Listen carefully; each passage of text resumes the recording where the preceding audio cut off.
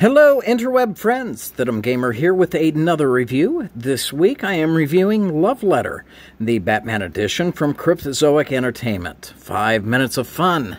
This is a card game for 2 to 4 players, and it is played through multiple rounds. Now the purpose of the game is to gather up 7 of these little bat symbol tokens. Now, do have to mention that Love Letter does have many different themes. There's the original Love Letter that had a royal court theme. I've seen some other Love Letters, but the one that we have at my house is the Batman edition. Now, in Love Letter, there are 8 different types of cards and varying numbers of varying copies of each card in the deck. First of all, we have Batman. There are 5 copies in the deck. Batman says, name a card other than Batman and choose another player. If that player has that card, he or she is out of the round. In addition, in the rules, it does say if you happen to guess right while playing Batman, you do get a bat token as well. Next, we have Catwoman. There are 2 copies of Catwoman in the deck, and it simply says, look at another player's hand. Third, we have Bane. Also 2 copies of Bane in the deck. You and another player secretly compare hands. The player with the lowest value is out of the round. Unlike Batman, if you win playing Bane, you don't get an extra token. Next, we have Robin. Also 2 copies in the deck. Until your next turn, ignore all effects from other players' cards. It's a shield. You don't get attacked until your next turn. Next, we have Poison Ivy. Again, 2 copies of Poison Ivy in the deck. It says choose any player, including yourself, to discard his or her hand and draw a new card. Next, we have Two-Face, down to 1 copy in the deck. Two-Face says, trade hands with another player of your choice. Next, we have Harley Quinn, also 1 copy in the deck. If you have this card in either Two-Face or Poison Ivy in your hand, you must discard this card. And finally, we have the Joker. Also 1 copy in the deck. If you discard this card, you are out of the round. Now, there are 2 ways to win a round. 1, you can be the last man standing. Everybody else has been knocked out.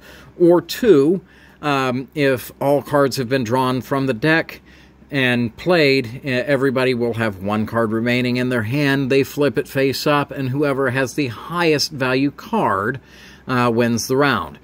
Joker would be the highest, and Batman would be the lowest. Now, how the game itself is played is you would shuffle all the cards and deal 1 card out to each player in the game. After all cards have been dealt out, after each player's been dealt their 1 card, you take the top card off of the deck and set it aside as the burn card. Very important, especially when playing Batman or Two-Face, Batman or Bane, because you don't want everybody to be able to deduce what you have in your hand. Gameplay goes around. Each player during their turn will draw 1 card off of the top of the deck, look at the 2 cards in their hand, and decide which one to play. If they're going to attack somebody, they announce who they're attacking and show the card and follow what the card says. As for the game itself, it's rather straightforward. You follow the directions on the card, draw a card, play a card all the way through. Collect the tokens until 1 player has 7 tokens, and they're the winner. As for the 5 minutes of fun, it is a quick game for the most part. But I would honestly, if you were playing any more than 2 players, give yourself about 15 to 20 minutes. The game is quick, but if people are trading back and forth who's winning, it can take a little bit of time to gather up 7 of the Batman tokens. As for replayability, well, as you can see, we've had this game for about 3 years, and it is well played.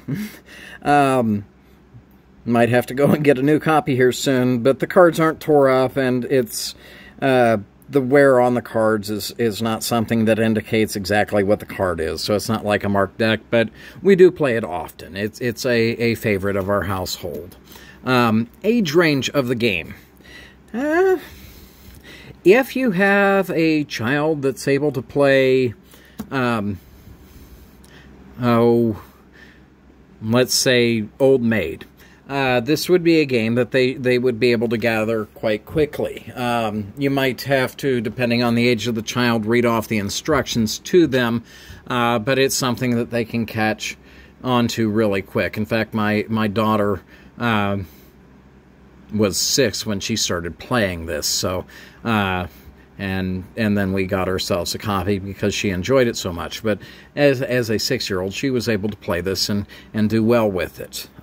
It is a portable game, and as you see, it does have some wear on it. We have taken it with us on trips to grandma's and such, but it is a fun little game to pick up and play. Other than that, if you get a chance, don't necessarily have to go with the Batman edition, but if you do come across a copy of Love Letter, it is definitely a fun game. You might find an edition that you enjoy a little better, and from what I have seen, each edition plays about the same. The character cards are a little bit different, but not in what they do. And I'll be honest, in our local game shop, I have always seen at least one copy of the original and different versions up there as well. So they tend to be in stock pretty much any time I go to the game store. So it's a game that you can pick up rather easily without having to go on and order it online. But again, enjoy the game. If you get a chance, definitely recommend checking it out and playing it through and seeing how you like it. After playing a while, you might develop a little some strategies for the different cards and how to play them. But again, enjoy the game immensely.